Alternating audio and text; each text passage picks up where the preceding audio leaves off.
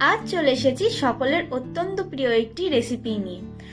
গরম গরম ভাতের সঙ্গে যদি এরকম একটি ডিশ হয় তাহলে আশা করছি আর অন্য কোনো কিছুরই প্রয়োজন হবে না। বাই দ্য ওয়ে, আপনারা দেখছেন ডাকুয়ার রান্নাঘর, আর সঙ্গে আছি আমি প্রিয়াঙ্কা। আর আজকের রেসিপি লাউ চিংড়ি। তাহলে চলুন শুরু করা যাক আজকের এই রেসিপিটি। খুবই সামান্য উপকরণ দিয়ে করে দেখানোর চেষ্টা করছি। সবার ফার্স্টেই নিয়ে নিয়েছি চিংড়ি মাছ। এরপরে একটি পেস্ট বানিয়ে নেব লাউ চিংড়ির জন্য। তার জন্য একটি মিক্সিং জারে নিয়ে নিচ্ছি 1 চা চামচ গোটা জিরে, কাঁচা জিরে, আর 2টো শুকনো লঙ্কা, আর কয়েক টুকরো আদা কুচি, আর সামান্য পরিমাণ জল দিয়ে এবার এটাকে পেস্ট করে নেব ভালো করে। অন্যদিকে গ্যাসের উপর একটি কড়াই গরম বসিয়ে দিয়েছিলাম।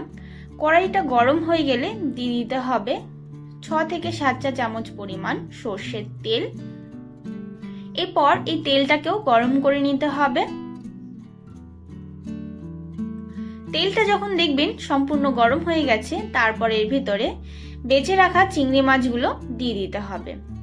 চিংড়ি মাছটা দেওয়ার সময় গ্যাসের ফ্লেমটা হাই থাকবে। তারপরে এটাকে গ্যাসের ফ্লেমটাকে লো করে দিয়ে এর ভিতরে দিচ্ছি সামান্য পরিমাণ হলুদ গুঁড়ো আর স্বাদ মতো নুন।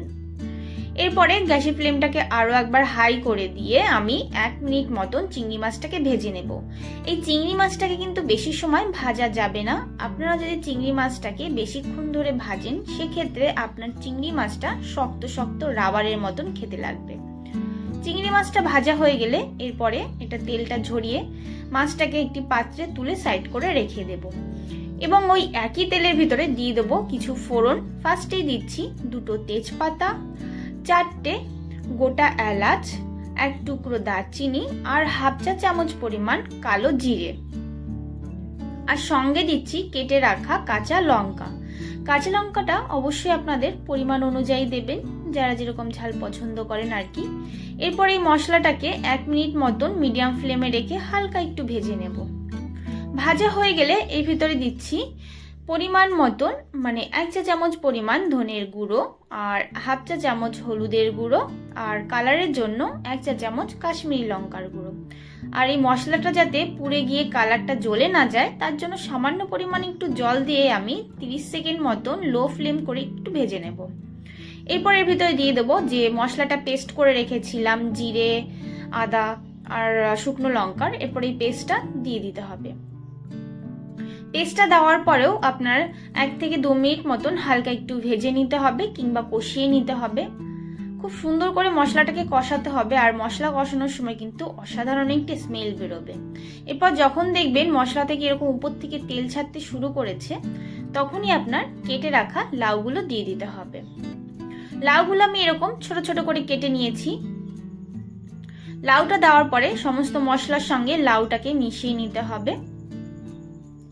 আর এই লাউটাতে যাতে প্রথমের দিক থেকেই জল ছাড়তে শুরু করে দেয়, তার জন্য আমি ফার্স্টেই স্বাদ মতন নুন দিয়ে দিচ্ছি।